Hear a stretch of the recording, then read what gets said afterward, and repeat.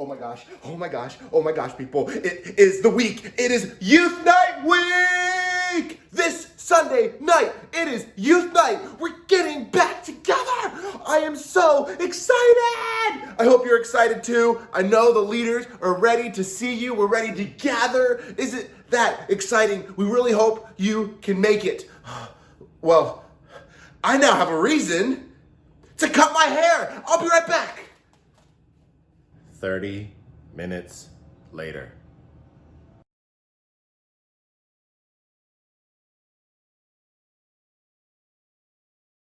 Another 20 minutes later. All right, all. I'm back. I'm so excited to gather again on Sunday night and meet as a youth ministry. I hope you can make it. Let me know if you have any questions. Today, this week, we are going to continue our look at honesty. And what we're going to look at honesty this week is anger.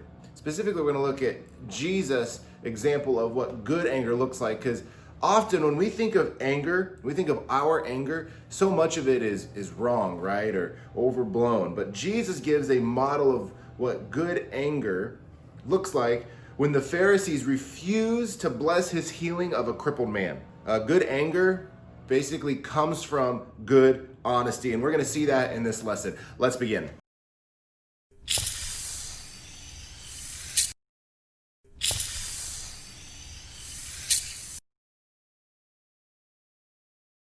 So the first question I want to ask real quick, and when we're together on Sunday, questions like this, I'm going to be able to let you all answer, which is going to be really exciting. What can make our anger wrong?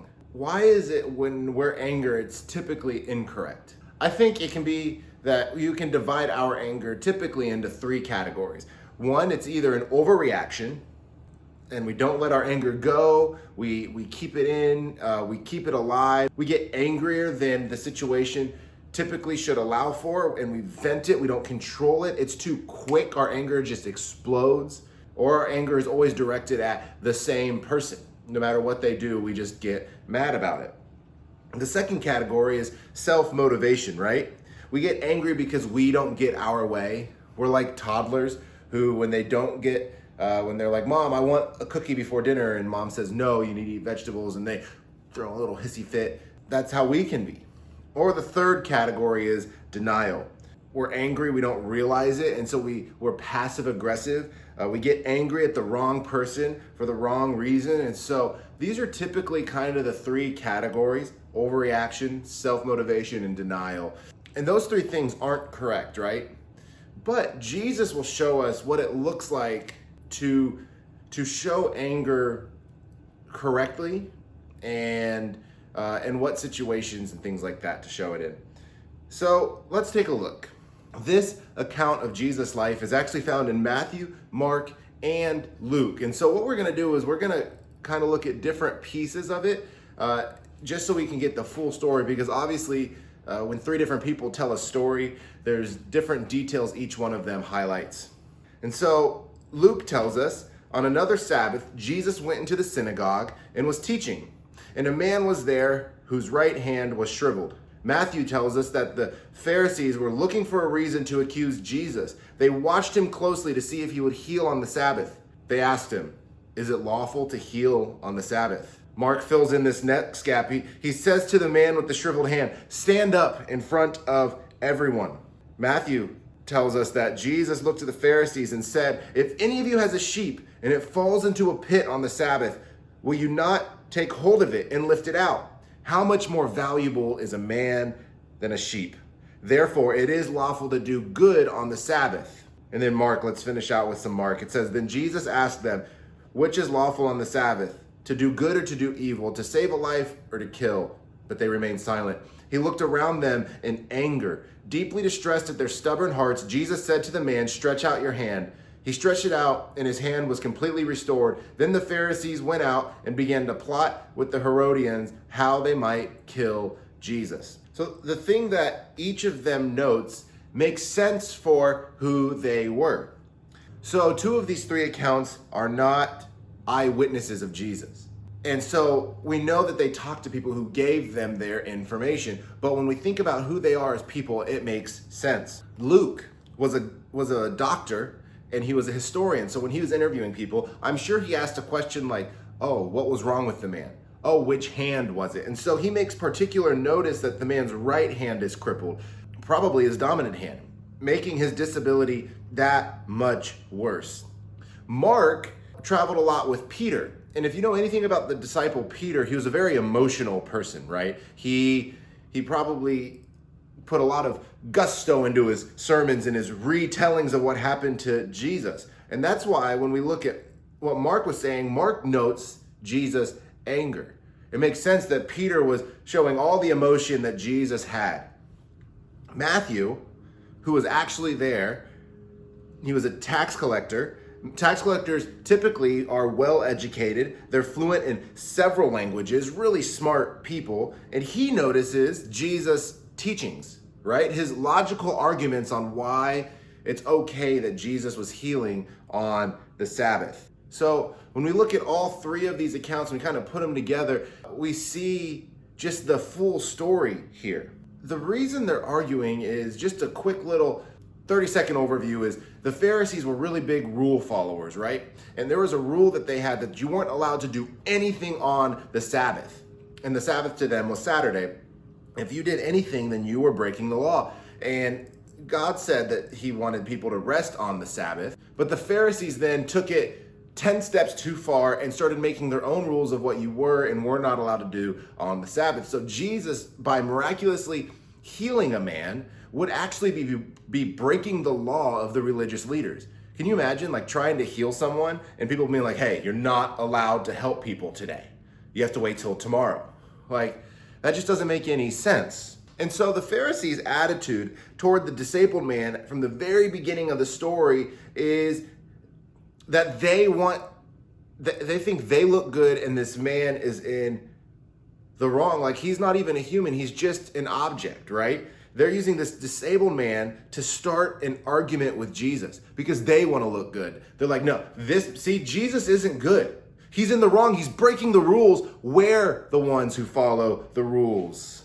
They're trying to trap Jesus and they're using this poor crippled man as bait. So what does Jesus do?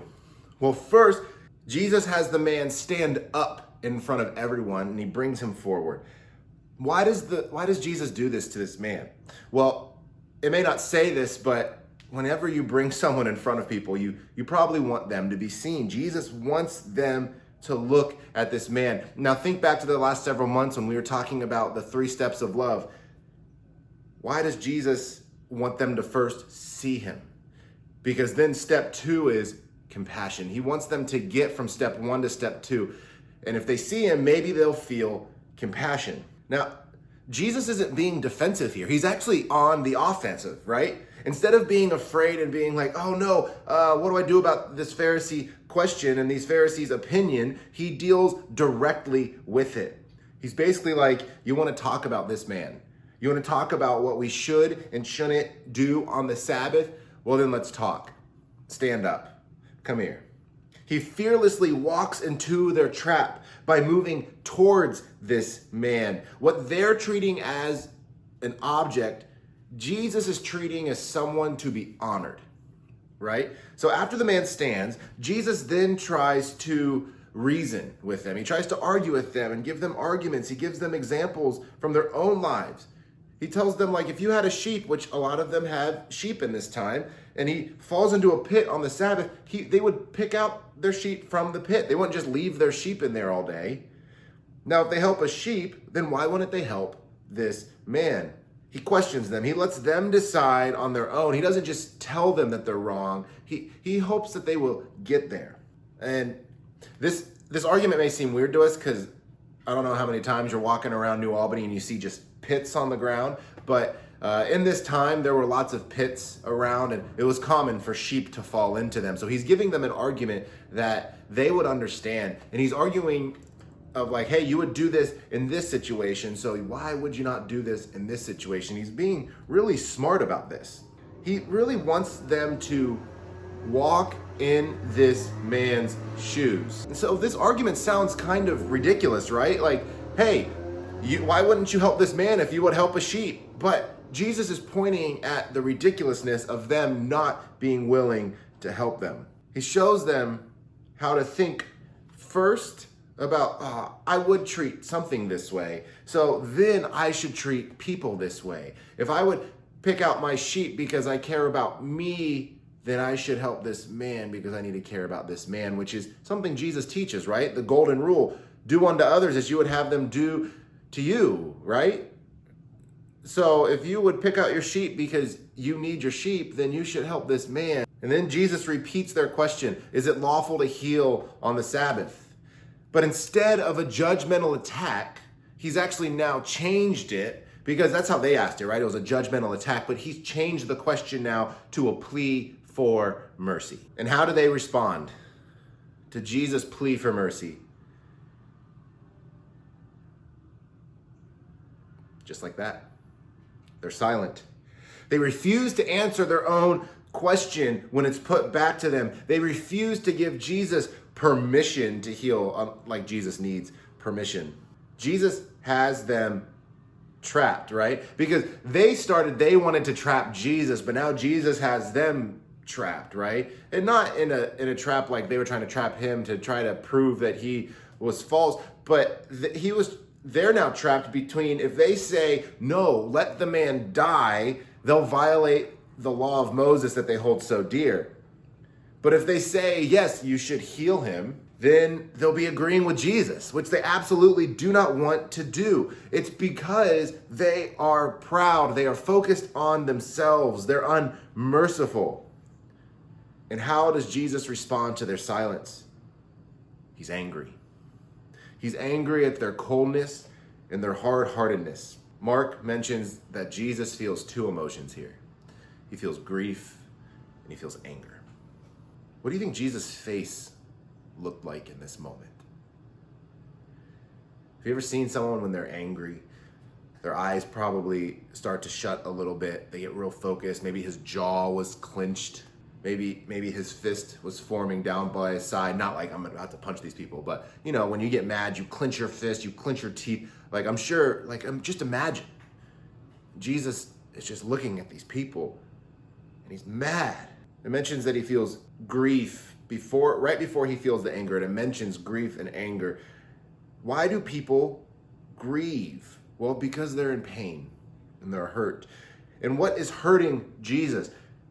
Jesus is hurt because the Pharisees' hardness of heart toward the crippled man. So that hurts Jesus. He's in pain because he wants them to care. These are people that say they follow God, and he wants them to care about this man. Jesus is teaching us a time when there can be angry, when we see a person hurting and people just don't care and they walk by. We can be grieved that this person who is hurt and no one cares, right? Because that's what's happening here. Jesus sees a man in pain and he says, can't we help him? And they say no. And Jesus is grieved. He's hurt because these people that are supposed to love God aren't showing the compassion that God calls them to show. Jesus' anger at sin is actually what drives him to the cross. Because Jesus' anger always produces something good, right? And as we saw in the story, it produces this man's healing. Because he wanted to show that in his pain, in his anger towards coldness and hard-heartedness, how to show compassion. And Jesus' anger at sin drove him to the cross so that way sin could be wiped out and we could be forgiven and made right with God. Why do you think Jesus then had the man stretch out his hand? It's the only time in the entire Bible, or in the 4 gospel accounts of Jesus' life, that Jesus asks a person to stretch out the part of the body that he's about to heal. When he heals blind people, he doesn't say, now stick out your eyes. He doesn't say, oh, you're paralyzed. Hey, make sure you show everyone your legs. I know you can't see my legs right now, but I just kind of bent my knees for whatever reason. But here he says, stretch out his hands. Well, we can guess, because it doesn't say here explicitly, he had him stretch out his hands so that, but he wanted them to see. He wanted them to experience a healing like this, right? And I want you to think about maybe why Jesus would do that. Why would he want them to focus on that? I'm not going to answer that question. I kind of want to talk about it with you all later this week. Now remember back at the beginning of the lesson, we talked about the three dangers of anger, the three categories our anger typically falls into: overreaction, selfish motivation, and denial. So first, Jesus is not overreacting here, right? Well, how is he not overreacting? Well, his anger is only shown in his looking. He doesn't have this blow up moment where he's like, "Are you kidding me, Pharisees? What is wrong with you?" Like, he doesn't have that. He is calm and collected. We only know he's angry because Mark said it was evident that he was angry. I'm sure Peter observed it on his face and was like, "Hey, Mark, let me tell you about this time where Jesus healed this crippled man. Jesus was mad, man, because these Pharisees were doing this." But Jesus didn't blow up on them. He was restrained. Jesus' focus of his anger was not selfish motivation. He wasn't like, "Well, let me show you how to heal this man because I'm the boss." No, he was focused on the crippled man. He was focused on the needs of that man and not on himself. In denial, Jesus isn't denying that he's not like, "Guys, it's okay. It's fine. It's fine." No, I'm sure he's honest. Like, he wasn't trying to hide that he was mad about this. He's clearly angry. I want you to remember the 3 steps of love is you look at someone, you see them, you feel compassion, and then you help them. Feeling anger correctly often can flow in the same pattern. We look and we see a situation that grieves us, like someone who is not treated the way that they should be treated, and we're bothered. And so step 2 is then we are angry. We don't think something's right, but we don't let our anger control us. And we're honest about our anger. And then step 3 is we share our concerns because we love whoever is making us angry. And so when we think of these 3 steps, it helps us see where anger belongs in our hearts, right? What situations in life is it good to feel angry? So let me give an example, maybe more in line of our lives or your lives in middle school and high school. Say you see someone being mistreated. People are gossiping about them, right? And you see the person that's being gossiped about, and you look at them and you feel this compassion in your heart, because that's what we should feel as Christians. We know that we are all made in the image of God, and we all are loved and valued because of that. And no matter why they're being gossiped about or bullied, you see them and you feel compassion. And because you're feeling compassion, you're actually feeling angry because you can't believe people are treating this person this way, and it upsets you. And so instead of blowing up or trying to fight someone or screaming at someone, you walk up to the people that are gossiping and you have a conversation with them. Maybe not as a whole group, maybe if there's 5 of them, but maybe talk to them one by one or in pairs. And you say, "Hey, we really shouldn't be talking about this person this way. It hurts me that you're doing this." And we hold each other accountable.